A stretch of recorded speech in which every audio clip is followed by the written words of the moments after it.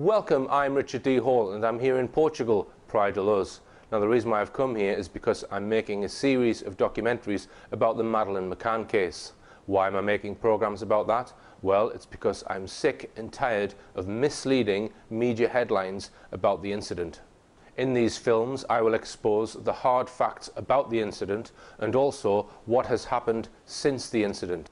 The documentaries clearly show the last place to get truthful information from is mainstream media, and I will also expose those who are controlling mainstream media.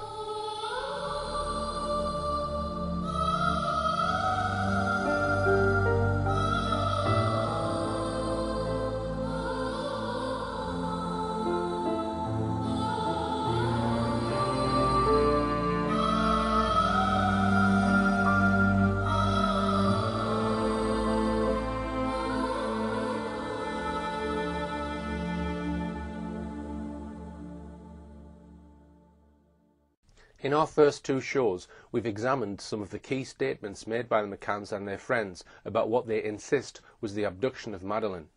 We saw how there were numerous changes of story and outright contradictions.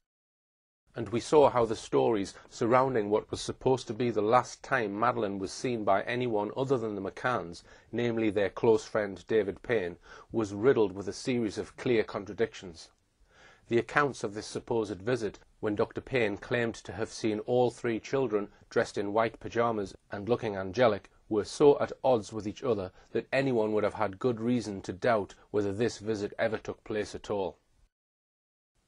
We referred to the report of Police Inspector Tavares de Almeida, who at the time the McCanns were pulled in for questioning filed a detailed report giving numerous reasons why the police were sure that Madeleine had died in the McCanns' apartment and that therefore they must have hidden her body.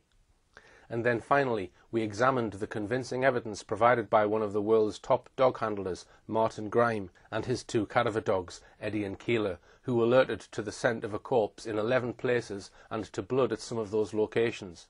We then saw how the McCanns struggled in all sorts of convoluted ways to try and explain why the dogs alerted to the smell of human cadaver and blood. Now it's time to throw light on a matter that's never been covered before on any film, TV documentary or YouTube video, nor in any newspaper articles, for the simple reason that this subject is too hot for others to handle. For the first time on film, we're going to take you right behind the scenes and expose what has really gone on in the private investigations mounted by the McCanns.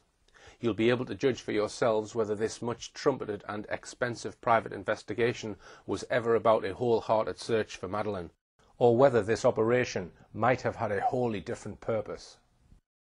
But before we go to the extraordinary details of what the McCanns' private investigators were really doing, how was it all funded? Most of it, from what we have been told, was in fact funded by you, the great British public. Just 13 days after Madeleine was reported missing, and at a time when she could have been found at any time, the McCanns launched a fund, which was officially called Madeleine's Fund, leaving no stone unturned. Let's now take a little look at how and why this fund was set up in the first place. Exactly when it was that the McCanns thought of setting up a fund to find Madeleine is not really certain. In her book, Madeleine, Kate McCann explains it like this. On page 120, she says, Jerry had set himself the challenge to leave no stone unturned. There were so many people who desperately wanted to help. Jerry's call to arms spurred them into action. Then she says, Jerry McCann's sister, teacher Philomena McCann, sent a chain mail around the world asking every recipient to help find our little girl, followed by her claim that this led to a first conversation between Philomena and Callum McRae, a former pupil of hers and an IT whiz kid, about establishing a website for Madeleine. 4 pages on in her book, Kate introduces the shadowy group called the International Family Law Group. They appeared to consist of just a barrister who didn't give his name to the McCanns and a paralegal.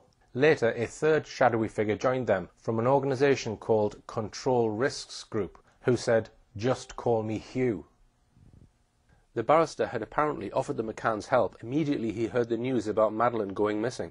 It was on Friday the 11th of May, barely a week after Madeleine had been reported missing, that these two men of mystery, the barrister and the paralegal, flew out to Praia da Luz.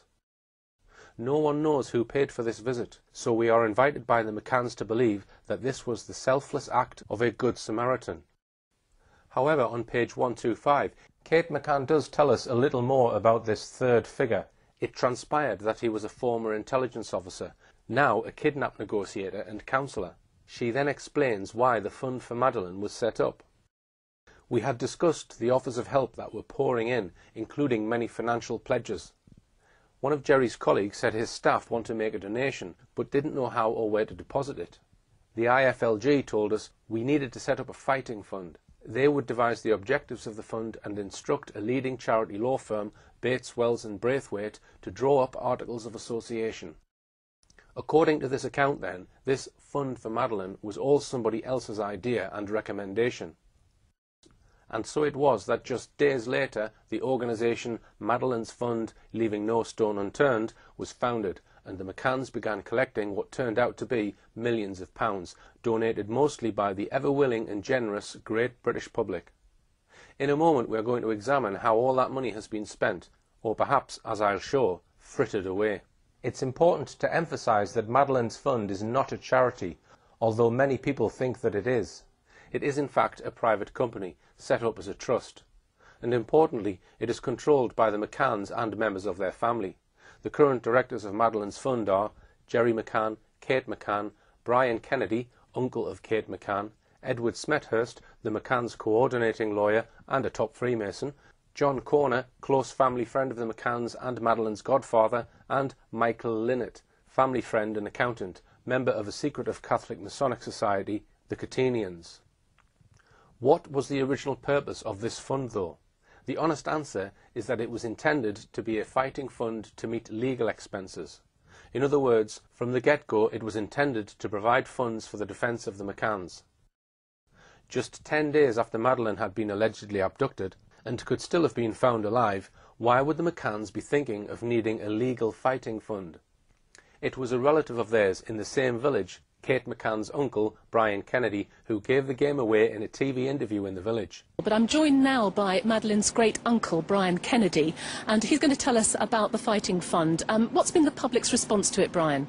Well, it's been very good so far, but a lot of people have said they're not quite sure how they can give money, so may I tell them? Yes, very briefly. Right, very briefly. You can go into any branch of the NatWest or the Royal Bank of Scotland and just say that you would like to make a contribution to the Madeleine Fund. But tell me, Brian, about all the people that have been coming up to you today, just literally stuffing money in your hand. Yes, they have. It's very touching, very touching. I would just say this is not an appeal. The family haven't made an appeal. We've just set up a mechanism for people who said they wanted to do something and contribute, so that the money can be used for all sorts of reasons, but probably mainly for legal expenditure. That was an honest answer. The McCanns already knew or sensed that they would be needing top-line solicitors and barristers. And indeed, over the past 7 years, the McCanns have had legal help worth an estimated £4 million or more. Here's a list.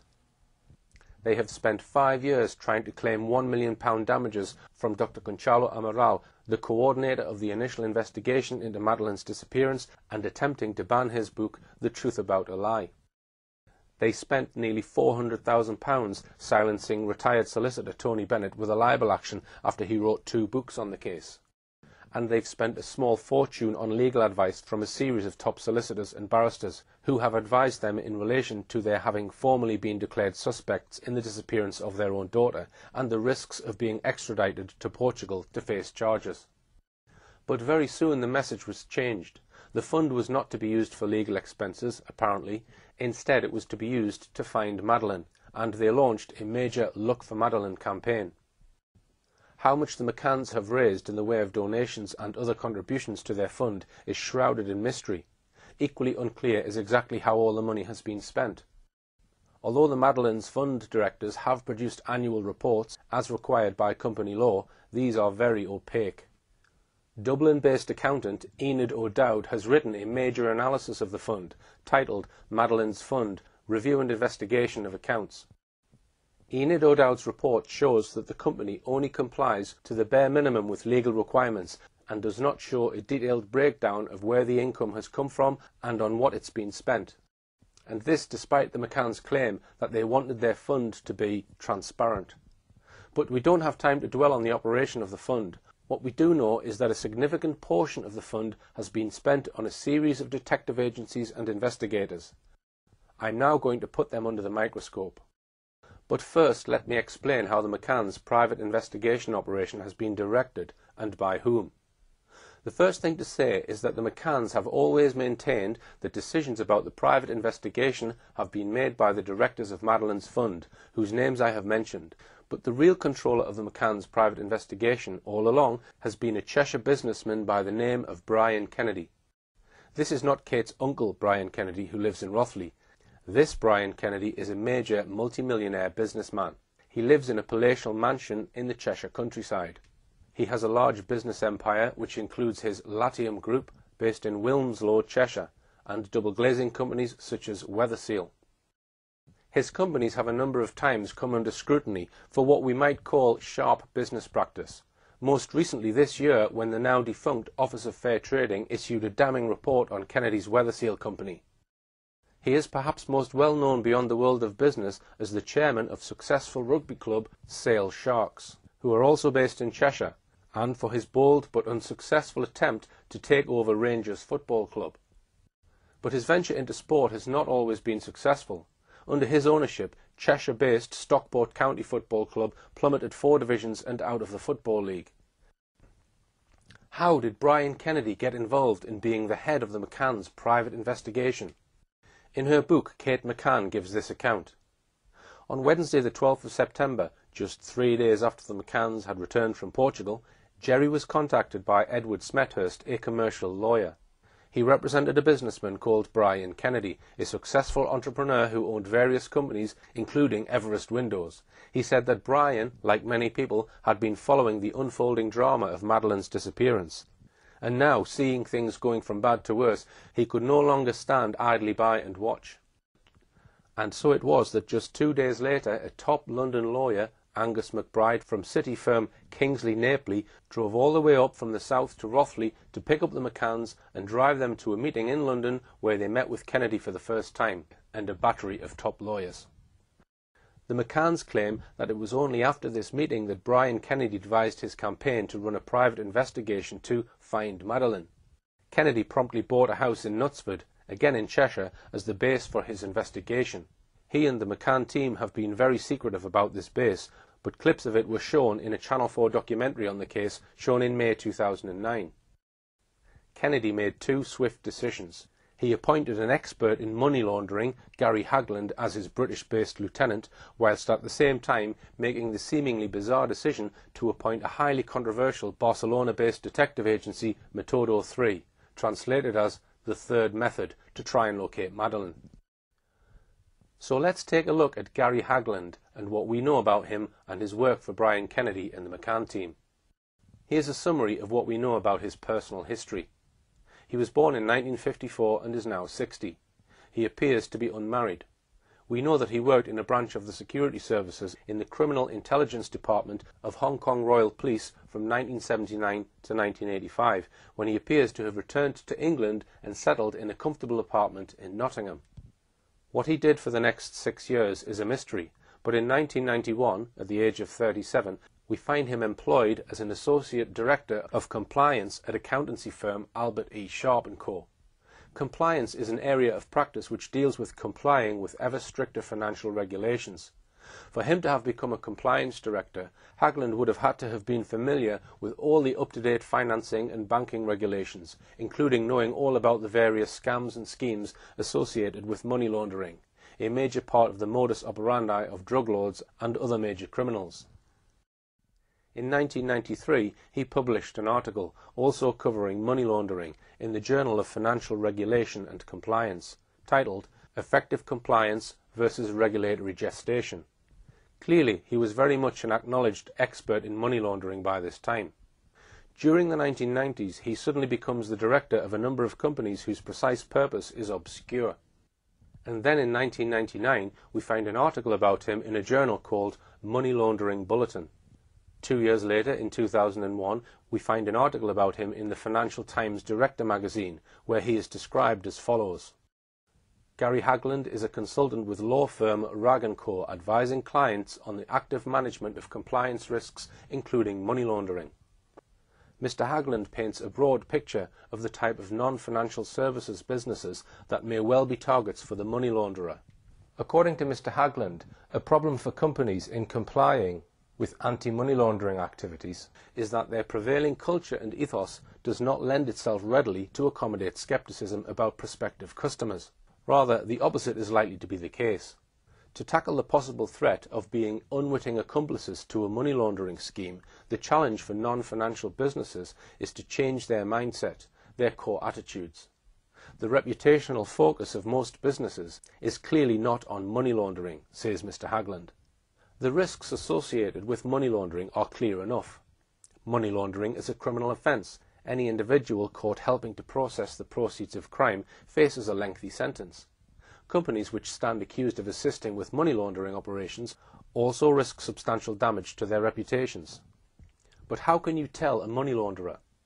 Money launderers are extremely well funded, well advised, and make use of technically elaborate and sophisticated schemes to cover their tracks. We are left in no doubt at all. Gary Hagland is a sought-after man because of his experience in one thing in particular: money laundering.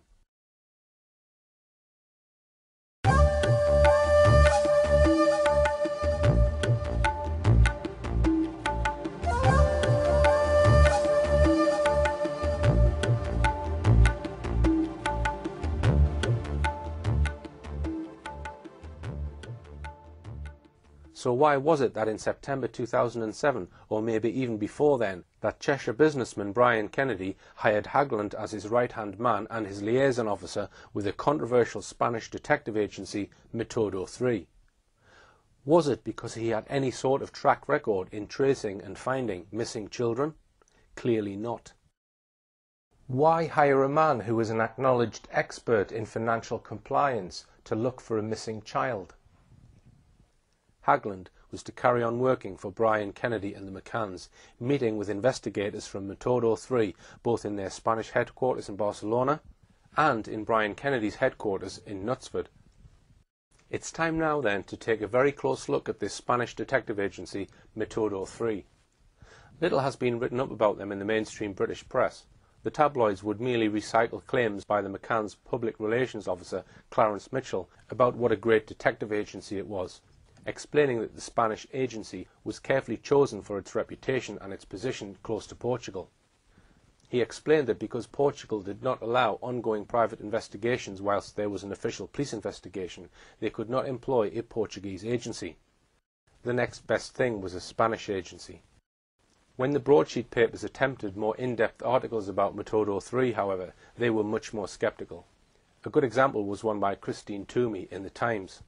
She visited Método 3 in February 2008 and was seriously unimpressed by what she saw. Her article was titled, "Madeleine McCann and Método 3, Private Eyes, Public Lies." In the autumn of 2007, Método boss Francisco Marco claimed that "we believe she is in an area not far from the Iberian Peninsula and North Africa," adding, "we have proof of her movements after her kidnap, and we know she was alive the day after her disappearance.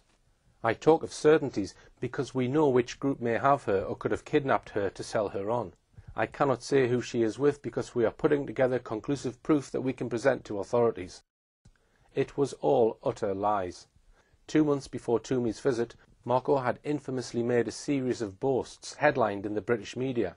He first of all claimed that he knew that Madeleine was alive and where she was.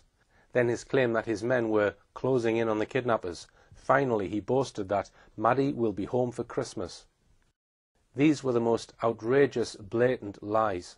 Yet these lies were never condemned by the McCanns. In fact, they carried on using the services of this discredited agency for at least another 15 months, using them until at least March 2009.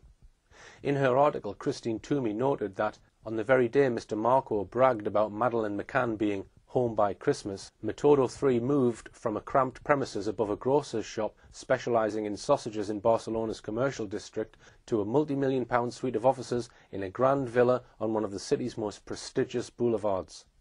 At the time, Metodo 3 were 4 months into a contract with the McCanns, worth a reported £600,000 in total. How much did the McCann team pay Metodo 3 for their services?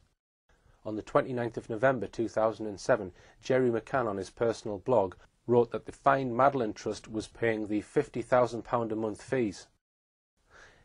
It was then mostly the generous British public with their generous donations which was funding this detective agency. If the McCanns carried on employing them for 15 months after Francisco Marco's lying boast that Maddie will be home for Christmas, we must assume that the McCanns were very happy with their work. We will examine more of that work in a moment. Back to Christine Toomey's article in The Times. She made some acid comments on what she found in her visit. There is no discernible ringing telephones, little sign of activity of any kind, other than a woman searching for a lead to take a pet poodle for a walk, and the occasional toing and froing of workmen putting finishing touches to the sleek remodelling of the office complex. Opposite the boardroom is an open-plan area of around half a dozen cubicles, equipped with banks of phones and computers. Most are empty when I arrive. That tended to expose Marco's claims to have 40 people employed full-time or part-time in the search for Madeleine as false. The British press at the time, however, simply printed this unlikely claim without questioning it. Toomey went on to observe how defensive Metodo 3 were about their involvement in the search for Madeleine. Speaking to the boss, Francisco Marco, and his cousin, José Luis, she received this stern warning from Luis: "We don't answer any questions about Maddie. Maddie is off limits. Is that understood?" She continued, "After talking to Marco for half an hour, I concluded that what motivates him, as much as, if not more than his professed desire to present Madeleine with the doll he boasts he carries around in his briefcase to hand to her when he finds her, is a sense of self-regard, self-publicity and money." She added that before its involvement in the Madeleine McCann case, Metodo 3 specialised in investigating financial swindles, industrial espionage and insurance fraud. Money laundering was another of its areas of expertise. There is no evidence that Metodo 3 had any experience whatsoever in searching for, let alone finding, missing children, though they had made a completely false claim to have located 23 children.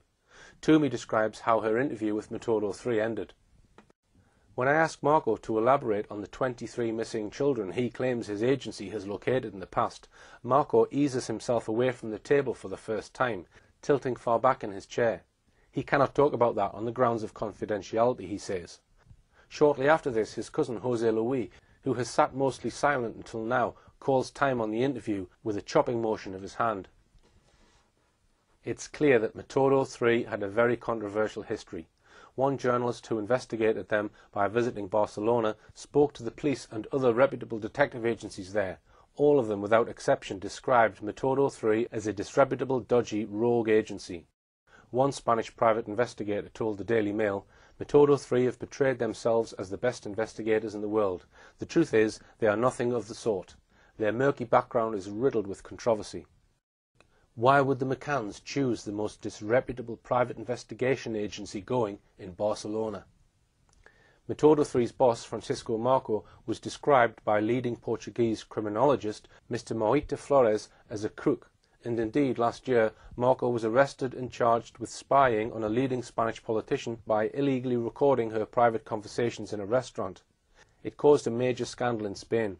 Also arrested with him was his colleague Julian Peribinez, one of Metodo 3's men most involved in the Madeleine McCann case. He soon admitted his guilt, having confessed to planting illegal bugging devices in the restaurant. When spotted by TV cameras walking side by side with the McCann team's private investigation head Brian Kennedy in Praia da Luz, he was keen to avoid them. Many of the Metodo 3 detectives were once arrested in a phone-tapping scandal linked to leading politicians and businessmen. 5 senior members of Metodo 3, including Francisco Marco, were held in 1995 amid claims of industrial and political espionage, with Marco's mother, Martina Fernando Lado, 57, who founded the agency in 1985, being led away in handcuffs. She was arrested as she handed a client a cassette containing an allegedly illegally phone-tapped conversation. At the same time, police raided Metodo 3's Barcelona offices, seizing handguns, ammunition, listening equipment, cassettes and transcripts of illegally taped phone calls.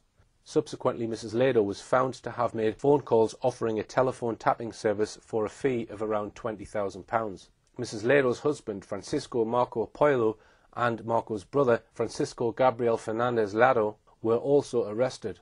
Also, Sergio San Celestino, an employee of Spanish telephone company Telefonica, was suspected of illegal phone tapping and was proved to have close links with employees of Método 3. Amazingly, the prosecution of Método 3 was inexplicably dropped. None of them were convicted at that time for their alleged illegal phone tapping and firearms crimes. Not long after Christmas 2007, the McCann team nearly suffered another major embarrassment when their lead investigator on the Madeleine McCann case, Antonio Giménez Razo, once described as Método 3's detective in charge of special operations, was arrested on serious criminal charges.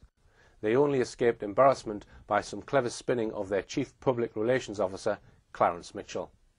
Antonio Giménez Razo was soon afterwards charged, along with his twin brother, with stealing 400 kilograms of cocaine, nearly half a ton, from an illegal shipment of 1,500 kilograms said to have been worth £25 million on a ship coming from Venezuela. He was also charged with breach of trust, misconduct in a public office, that is, corruption of public officials, and illicit criminal association. The alleged offence occurred in December 2004 and involved what a court was later to describe as an exceptionally violent and ruthless criminal gang involving at least 27 individuals. It emerged that Giménez Razo had until December 2004 worked as a chief inspector in the Drugs and Organised Crime Unit for the Barcelona Regional Police. He had left the police under mysterious circumstances just when an internal investigation was looking into how those 400 kilos of cocaine had disappeared. He then went to work for the controversial Método 3 detective agency in August 2005, joining the McCann's team's private investigation 2 years later. He spent the next 4 years in jail, remanded in custody. After a long process of investigation, during which the criminal gang tried various means, including making violent threats to the prosecutor to disrupt the matter coming to trial, and then try to wreck the trial itself, Giménez Razo was lucky to escape without punishment, as his active participation in the work of the gang could not be proved. But the judge admonished him sternly, telling him that as a former senior police officer he had become far too close to the gang members. How deeply had Giménez Razo, this close associate of drugs lords and crime gangsters, been involved in working on the Madeleine McCann investigation? Very deeply.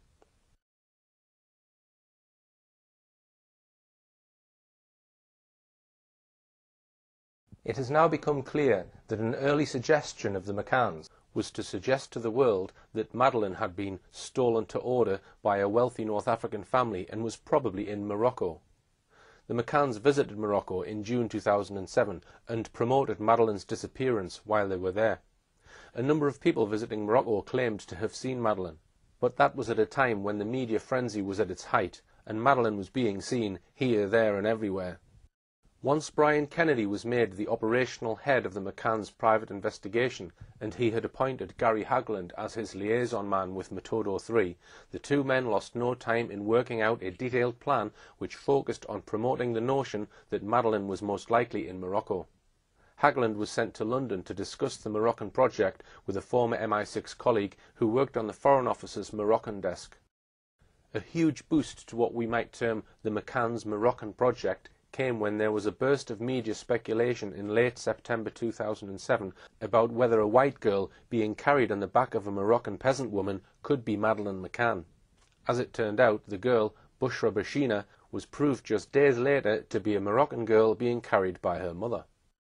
How the photograph of her came to be taken and how the McCanns came to get it before it got to the police remains, like so much else, a deep mystery.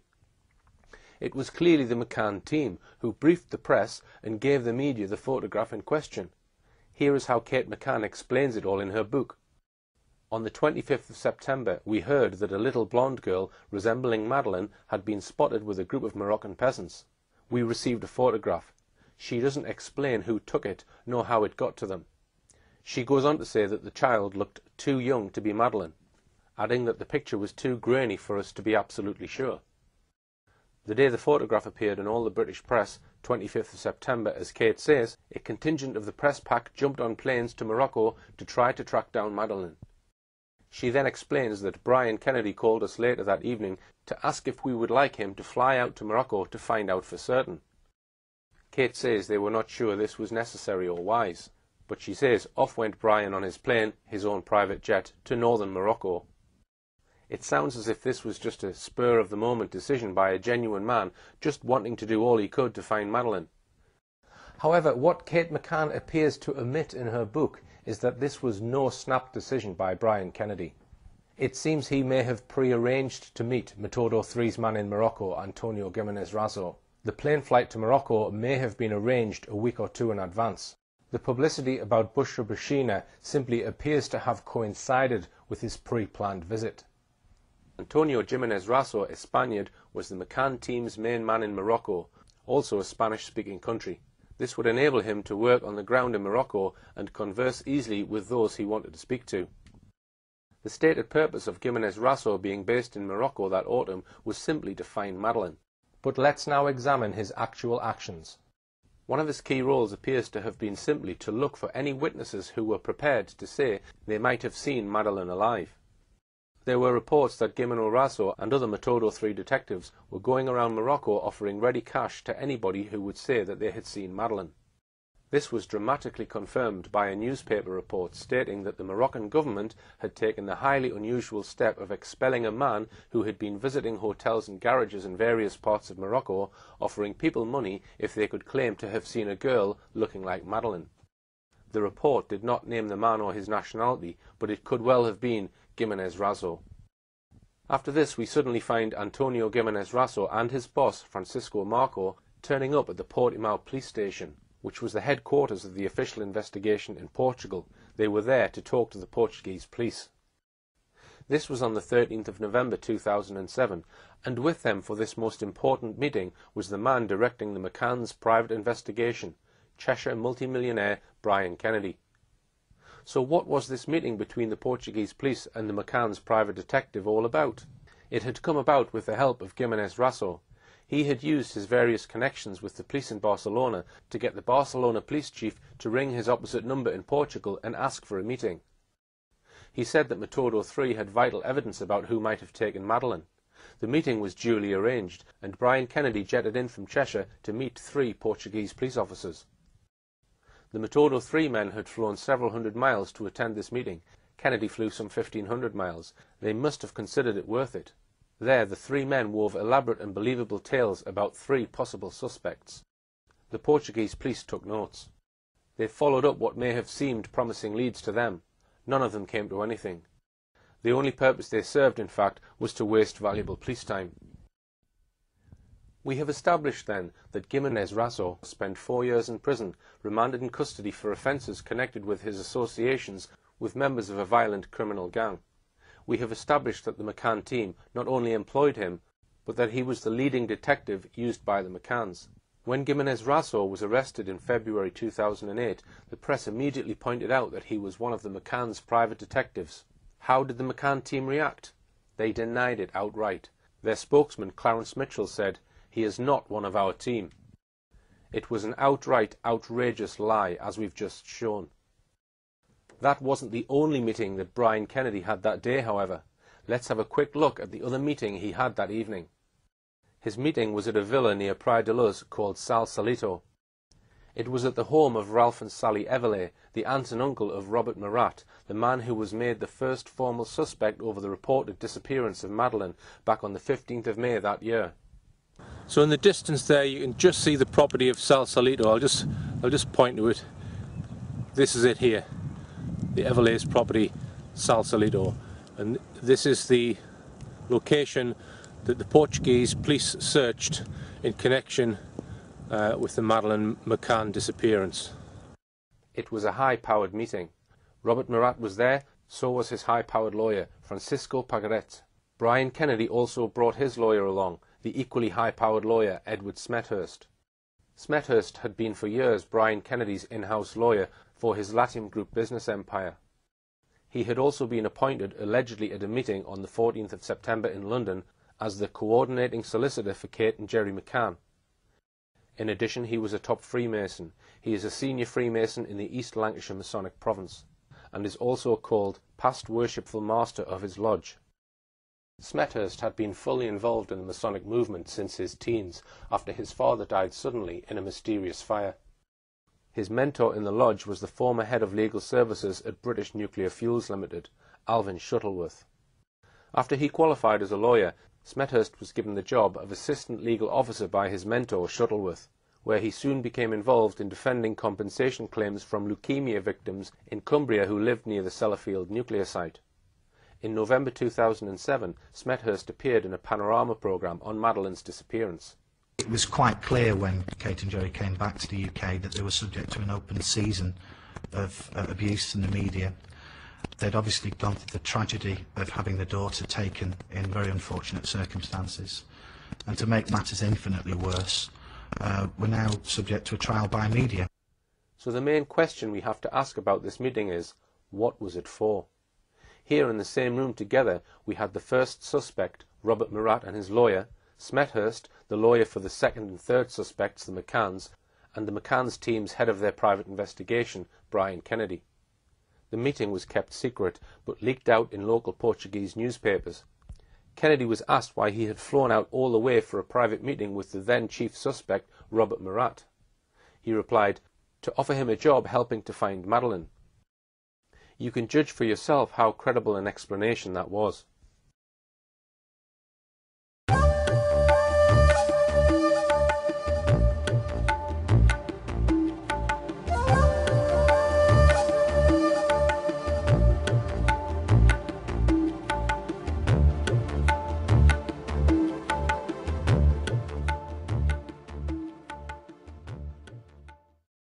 But we must now move on to examine the role of Antonio Gimenez Raso and his boss, Francisco Marco, in another very bizarre and disturbing set of events.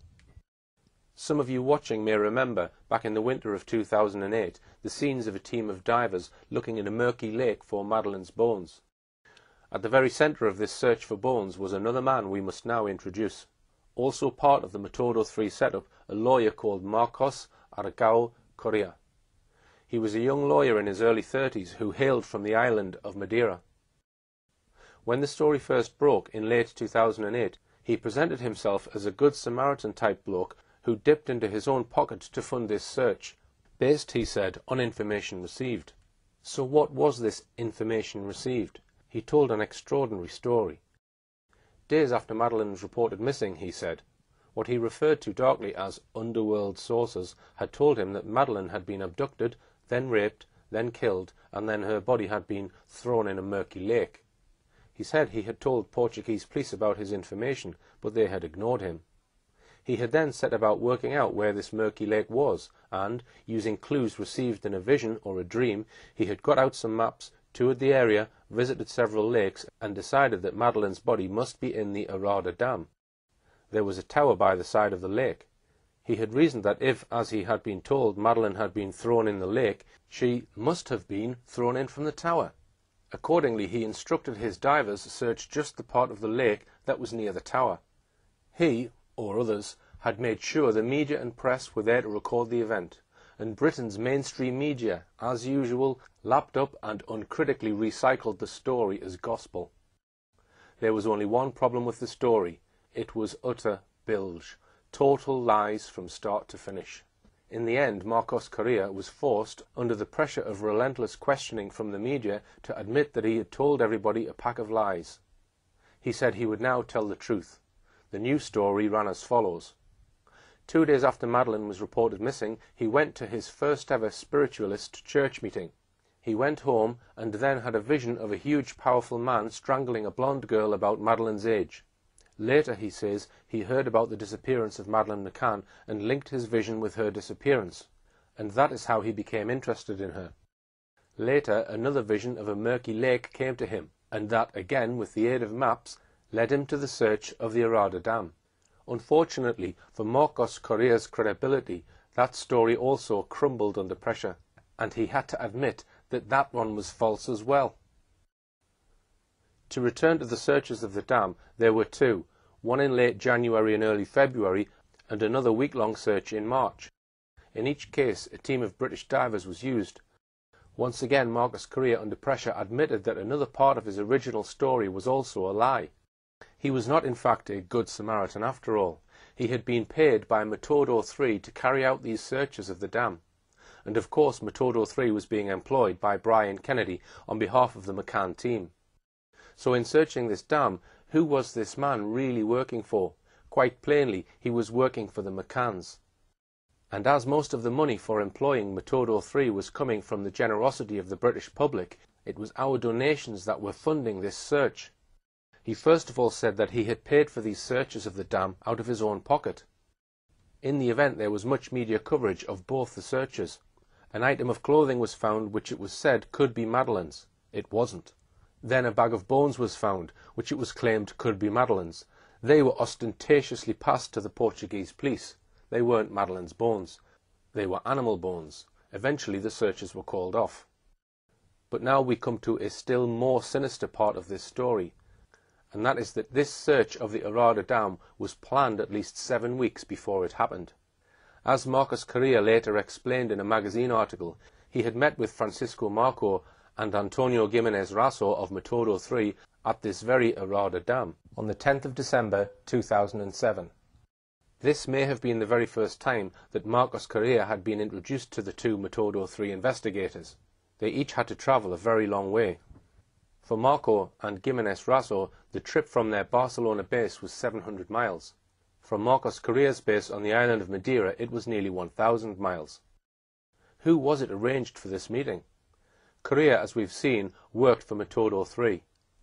We know that Francisco Marco and Gimenez Raso from Metodo 3 were employed by Brian Kennedy from September 2007. Therefore, all three were Metodo 3 men, appointed by Brian Kennedy on behalf of the McCann team. Therefore, what appeared at first sight to be a genuine effort by a good Samaritan to check out information he had received that Madeleine's body might have been thrown in the Arada Dam, turns out instead to have been a meticulously planned event by Metodo 3. And in funding this search, with the help of donations from the British public, they were relying, we now find out, on a man who lied through his teeth not once, but twice, about how he came to be interested in what really happened to Madeleine. The more you peer into the events and people behind this search for bones in the Arada Dam, the more it has every appearance of being just a plain stunt designed to grab front-page coverage in the British press. We have to ask, why did the McCanns do this? What was the whole purpose of this exercise? Why did 3 people employed by the McCanns travel a total of thousands of miles to meet at the dam in December 2007? And why, when news of the search broke in late January, were the British public not informed about the lead-up to this search? Before we leave the subject of Metodo 3, I should just mention that its boss, Francisco Marco, was also involved at the same time as he had the Madeleine McCann contract in a major agricultural scam. This was exposed on the 2nd of February 2009. The case involved embezzlement and money laundering. That was hardly surprising, given Metodo 3's record in involvement in money laundering. Basically, the Catalan regional government had commissioned and paid for a large number of expert reports. But these reports, said a state prosecutor, had no purpose or interest.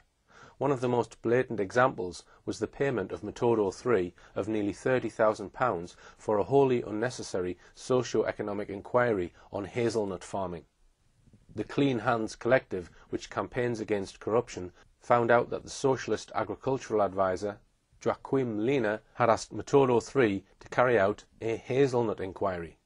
But Metodo 3's report was found to be merely a cut-and-paste job from an internet report on the hazelnut industry in a regional magazine, El Confidencial. In other words, Metodo 3 had got £30,000 for doing nothing of real value. In March 2008, the McCanns ceased using Metodo 3 full-time, but retained their services on a part-time basis. It's time now to look at the extraordinary person the McCanns and Brian Kennedy now put in charge of their search for missing Madeleine.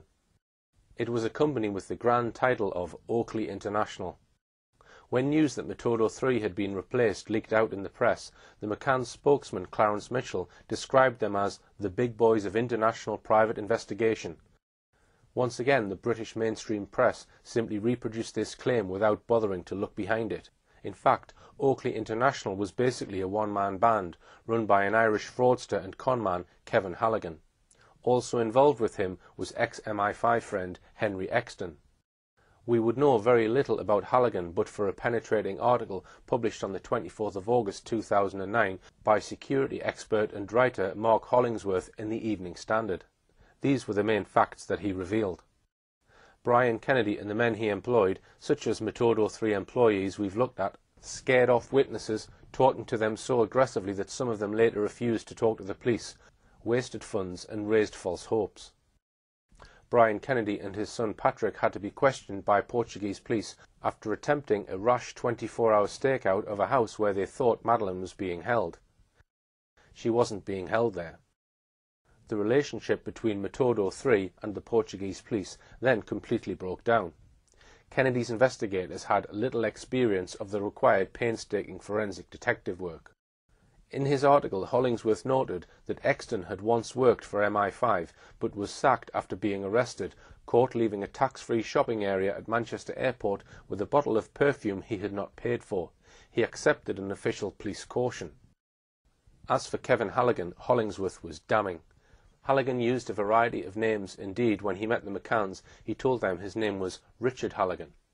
He falsely claimed to have worked for GCHQ and made other false claims and extravagant claims about himself. In 2006, the year before Madeleine went missing, he secured a contract with Dutch firm Trafigura. They had dumped toxic waste in a landfill site near Abidjan, the main city in Ivory Coast, causing severe physical illness to hundreds of people living nearby. The government had imprisoned some of Trafigura's executives. Trafigura appointed Halligan on a lucrative contract to help with negotiations to release its executives. He failed, meaning that Trafigura had to pay the eye-watering sum of around £125 million to secure the release of its executives. As Hollingsworth pointed out, Halligan made a fortune from Trafigura and was suddenly flying everywhere first class, staying at the Landsborough and Stafford hotels in London and the Willard Hotel in Washington, D.C. for months at a time. He then went on to describe what Halligan was doing when he was supposed to be working for the McCanns. He actually only worked for them for 4 months, as his 6-month contract was terminated early. During this time he was paid the sum of £500,000 plus expenses. It was a daily rate of about £6,000 a day. On top of that, his first month's expenses claim was nearly £50,000. Yet he had absolutely no experience in tracing and finding missing people. During the Madeleine investigation, says Hollingsworth, Halligan spent vast amounts of time in the Hey Joe bar in the basement of the Abracadabra Club near his Jermyn Street office. Armed with a clutch of unregistered mobile phones and a BlackBerry, the bar was in effect his office. He was there virtually the whole day. He had an amazing tolerance for alcohol.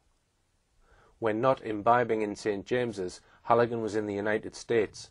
On the 15th of August 2008, at the height of the McCann investigation crisis, he persuaded Andre Hollis, a former US Drug Enforcement Agency official, to write out an $80,000 check to Oakley in return for a 10% shareholding. The money was then transferred into the private accounts of Halligan and his girlfriend, Shirin Trakitis, to finance a holiday in Italy. Halligan later faced a $6 million lawsuit in Virginia concerning an allegation that he repeatedly and systematically depleted funds from Oakley's bank accounts for inappropriate personal expenses. He faced a further £1.4 million damages claim from Mark Aspinall, a lawyer who had worked closely with him. He had invested £500,000 with Halligan's Oakley International Company and lost the lot. Hollingsworth added that numerous employees, specialist consultants and contractors hired by Halligan had not been paid, adding that some of them now face financial ruin. Hollingsworth concluded his article by telling us that Halligan was now on the run from his numerous creditors and various law enforcers. It was in October 2009 that a sharp-eyed lady recognised Halligan's face from a photograph in the press. He had been spotted staying at the £700 a night Oxford Hotel with his then-girlfriend. The police bundled him into a van and put him in Belmarsh top security prison. He fought extradition for 3 years, finally being removed to the US, where he pleaded guilty to serious fraud offences. He served a total of 4 years in prison.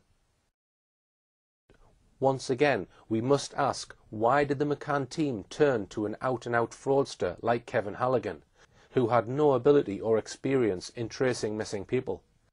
The McCann team had on board the McCanns themselves, both doctors, one of the country's most experienced PR experts, Clarence Mitchell, Brian Kennedy, a multi-millionaire businessman, and his commercial lawyer, top Freemason Edward Smethurst. How could the McCanns spend well over £500,000 raised from the caring British public on this man? As one might expect, Kate McCann in her book glosses over this appalling episode, portraying themselves as naive. She wrote, "The first and second phrases of the contract, April to July, ran fairly smoothly. Oakley had put in place systems to gather, collate, prioritise and follow up information coming in. There was little doubt at that stage progress was being made. But that simply wasn't true. Halligan achieved nothing. He did not take the investigation one jot closer to finding out who took Madeleine and where she might be. And let's just have a look at these so-called systems that Halligan put in place for following up information coming in. One of these was Halligan's hiring of a company in Virginia in the US to follow up calls to the much-trumpeted investigation hotline promoted by the McCanns. This was a telephone number published on the McCanns' website, Find Madeleine, which had the strapline, "Pick up the phone and bring Madeleine home." Its director, Johann Selle, however, told the Mail on Sunday that neither the McCann team nor Kevin Halligan nor anyone else had followed up the single call made to the so-called hotline. This was what Daniel Boffey of the Mail on Sunday wrote.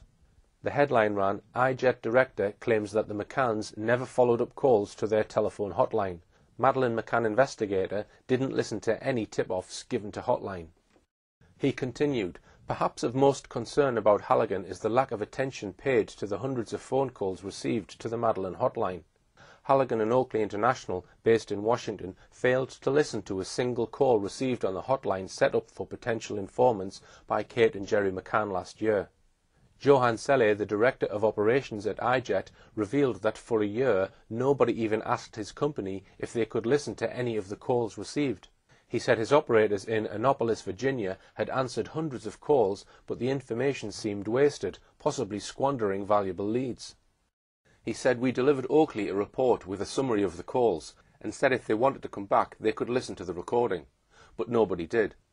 For someone with an understanding of the case, it would be very easy for some to say that maybe 80 or 90% of the calls were hogwash, but there may be a percentage where one would say, maybe we should listen to this one or listen to that one. But our understanding is that this never took place. We are not sure whether Halligan provided our report to the family, or to the trust, or to those working for them, or to the teams working after him, because no one came back to us. We sent the report to the Oakley Group, and our assumption was that they were using it as a piece in the puzzle. But it appears that wasn't the case. The firm says it was not paid for its services by either Halligan or Oakley International. Time after time the McCanns begged the public to make that one phone call. Help us find the key that will unlock this puzzle. Help us find the missing piece of the jigsaw, and so on. It seems from what Selle told the Mail on Sunday that the hotline was bogus. All you could ever do on the McCanns' investigation line was leave a message. Nobody ever got an answer. That would be one thing, but Mr. Selle's evidence suggests that by the spring of 2008, the hotline was a complete sham. The Mail on Sunday article also gave further shocking particulars about what Kevin Halligan was actually doing whilst he was supposed to be looking for Madeleine. Here is more from Daniel Boffey's article. Halligan squandered more than £500,000. In just 1 month, for example, he spent more than £3,000 just on dining out with his girlfriend. In fact, whilst supposedly working to find Madeleine, he launched an extraordinary spending spree on hotels, restaurants and luxury goods. In his first 2 months as lead investigator in the search for Madeleine, Halligan spent £7,000 on a personal chauffeur. Later, on a short trip to New York with a girlfriend, he lavished $1,600 on Salvatore Ferragamo leather goods, £5,500 on handbags, £500 on an Italian meal, £150 on a pair of designer glasses, and £900 on a 3-night stay at a 5-star Renaissance hotel. Already the owner of a £1.5 million mansion, he also paid out during this time more than £50,000 on plumbing and mosaic tiling for his house in Great Falls, Virginia. He spoke of extravagant schemes he was developing to catch the abductor. One of the more bizarre claims was that he hired an actor to pretend to be a drunken priest. who would seek confessions as he toured the bars of Praia da Luz, the resort where Madeleine disappeared. He told others that a family with a Madeleine look-alike daughter had been paid to set up home in a nearby resort in order to tempt out a potential kidnapper. There is no evidence that he did either of those things. Indeed, acquaintances describe him as a Walter Mitty character. After being pursued by creditors demanding to be paid for work done helping him, Halligan fled to Rome with Miss Trascitis. Almost immediately after arriving in Rome on their first-class Lufthansa tickets, Halligan withdrew hundreds of thousands of pounds more from Oakley International's bank accounts, was seen drinking and spending prodigiously at the Hilton Cavalieri and Excelsior hotels in Rome, before quietly slinking back to the UK a few months later. Halligan was a fraudster, conman and thief. He served 4 years for some of his frauds. The McCanns, Clarence Mitchell, Brian Kennedy and Edward Smethurst are all top-notch professional and business people. How can we possibly explain this high-powered group of professional people employing such a low-life fraudster for the task of looking for Madeleine and the person who allegedly abducted her? It's a question which cries for a clear answer, but the McCanns have never given us that clear answer. We must therefore use our own gifts of inference to try and work out what was the real reason they employed him. We've looked so far at the first two phases of the McCanns' private investigation.